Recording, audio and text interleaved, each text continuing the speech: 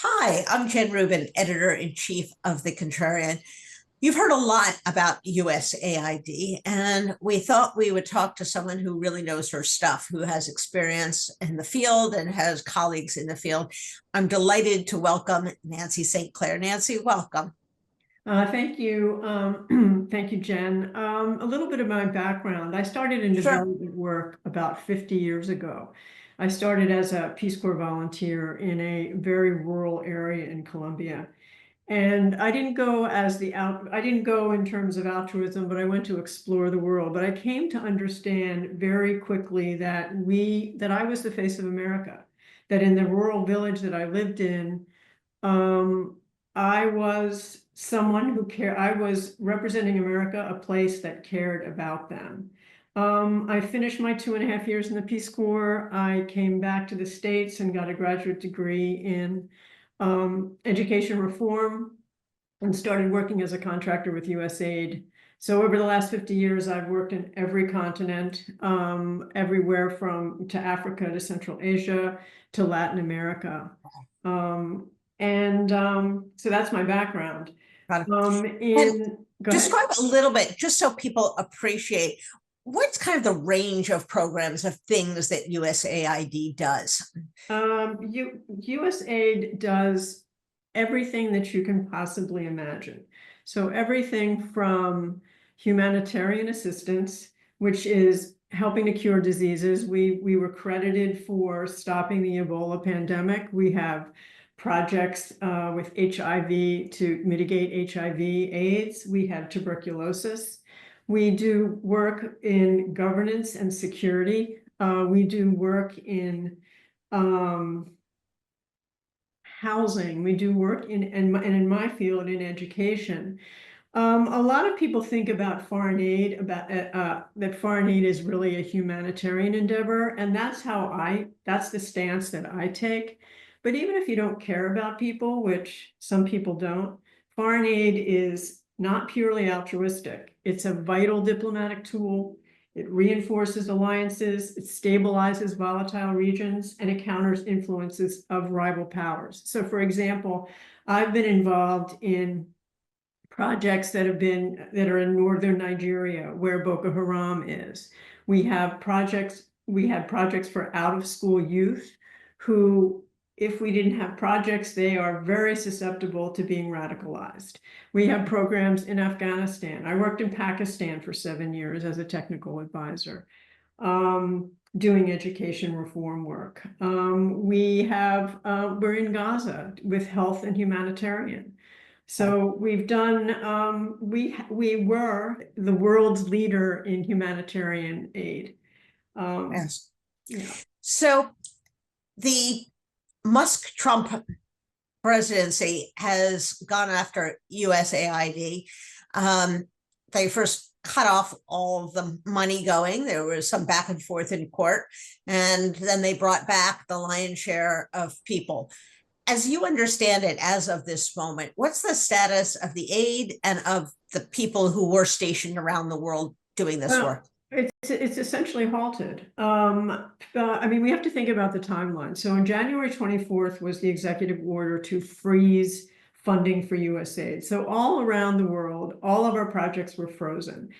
So between January 24th and February 26th, when all the funding was cut, host nationals were working under the assumption that they would have a 90-day review period. And maybe their funding wouldn't be cut off. Some of the folks that I talked to, they were already planning for their funding to be cut off, so that they were gathering in teams, figuring out what of their projects were super important.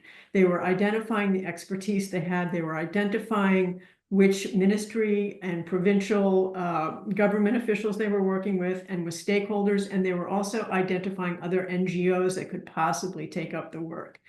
Other projects were asked to write justifications for their projects. And these are the ones that they were excited, they thought, they were optimistic.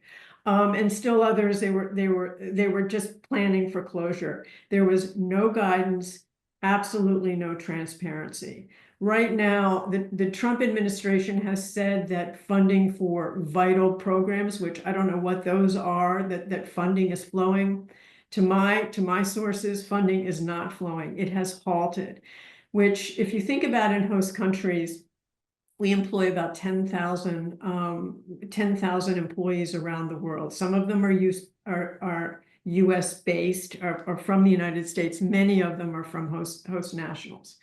What's interesting is host nationals have different labor contracts. So folks can't just be fired.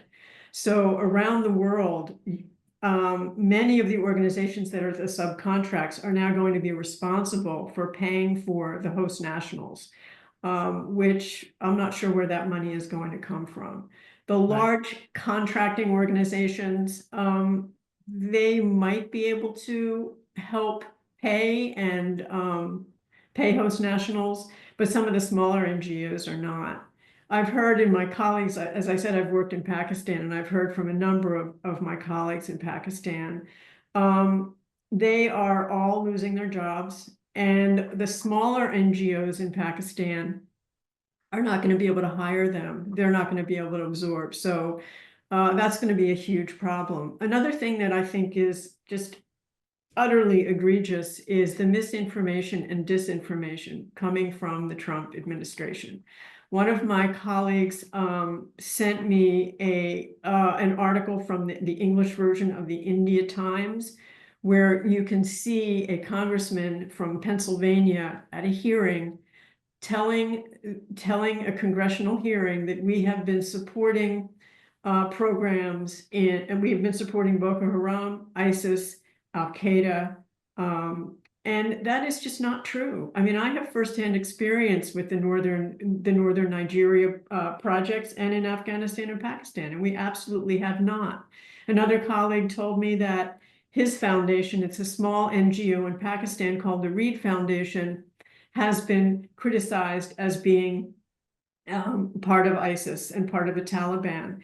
Number one, that is not true because I know that organization firsthand. And number two, that puts our host national colleagues in danger. And it is so ironic because the USAID that I knew, that I worked with, what we tried to do was bolster local NGOs. Now we're calling them terrorists, which I find, I don't want to say it on air.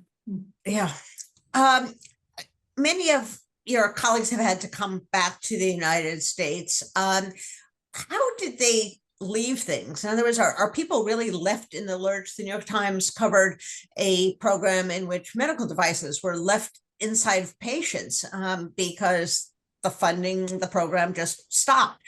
What are you hearing in terms of the state of things and how disruptive this was? Well, what I'm hearing is, first of all, colleagues are trying to find their way back. I mean, many US-based USAID employees are there with their families, and they have made commitments for 2 years, 3 years, 4-year contracts. They've rented their homes in the United States. Their children are in schools. They're in complete chaos. I mean, the economic impact on the United States side is enormous. USAID buys over 20 billion pounds and 20 billion in food, wheat, sorghum, and rice from farmers in the United States. We have right now, I mean, I think it's going to be interesting to find out. I think it's going to be interesting to see when are the farmers going to raise up, because we have wheat sitting in Houston, just sitting and waiting. So the stories that you hear, I mean, the work has completely stopped. No one is doing the work anywhere that I know of. There is certainly a sense of fear, and we have heard this frankly from members of Congress who don't want to speak out. We've heard this from employees. We've heard this from litigants, some of whom are litigating under a Doe name because they don't want to be revealed. Is there an atmosphere of fear, a concern about retribution that you're hearing from some of your colleagues? Absolutely. In my 50 years of working in this field, this is the first time that I've had colleagues say to me, Nancy, I will tell you about my program and I will tell you what's going on, but you cannot talk about it in an interview or in the press. They are fear of and which is hilarious to me because we used to sit around, we would die to tell about our programs. We would talk about our programs to anybody who would listen to us. There's fear of retribution. There is fear of the loss of funding. Now that the funding has been lost, we'll see. Maybe more people will speak out, but I'm not sure. And I want to, I want to honor that. I'm not giving a lot of details of programs because I want to honor what my colleagues have said to me. I understand. I understand. Yeah. For people who do this work, at great sacrifice, you mentioned that people take young families. They're not going to live in Paris. They're not going to live in Basel, Switzerland. They're going to live in some of the most difficult parts of the world. When they come back, how do they, frankly, cope with the sense that they have left these jobs? These people do it as a labor of love. You don't do this to get rich. You don't do this to get famous. Are they going through a sense of guilt or upset? They're obviously concerned. They've left people behind that were their clients. How are they adapting to that? Well, I would say we're in the initial stage of just trauma and still disbelief. I have not talked firsthand with anyone who's actually come home yet and tried to put their lives back together. But I know firsthand when you work hand in hand with colleagues from another country doing work that you believe is going to make the lives, people's, individuals and communities' lives better. You build deep relationships. And this is devastating. This is devastating.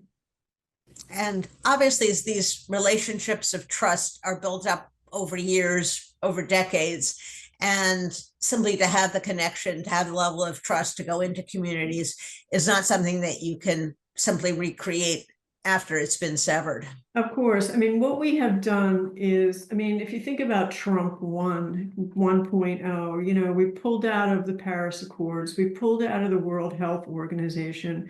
We are now pulling out of foreign aid.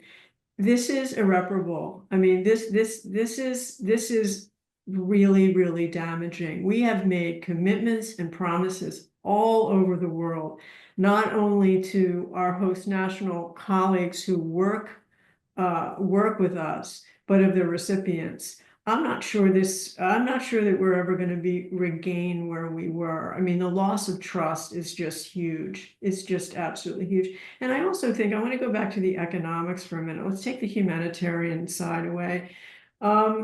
China has what they're calling, the new Silk Road project, which is a massive project in connecting Central Asia to Africa to Europe. They are spending massive amounts of money.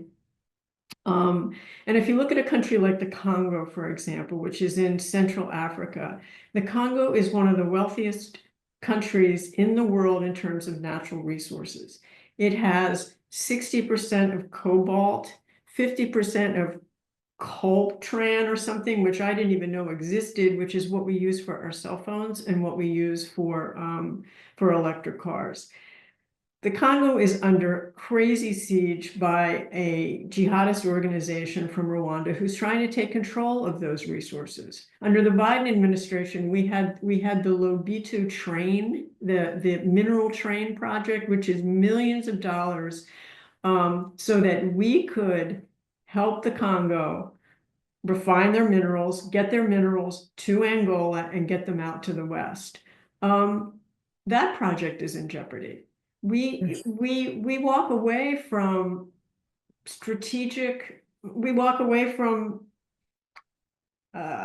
we're walking away from our alliances. We're walking away from strategic places that we're going to need to have alliances with.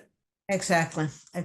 Well, Nancy, thank you so much for coming on and sharing. It's important for Americans to understand that this is our self-interest. Ironic that the president was berating President Zelensky today over a minerals deal.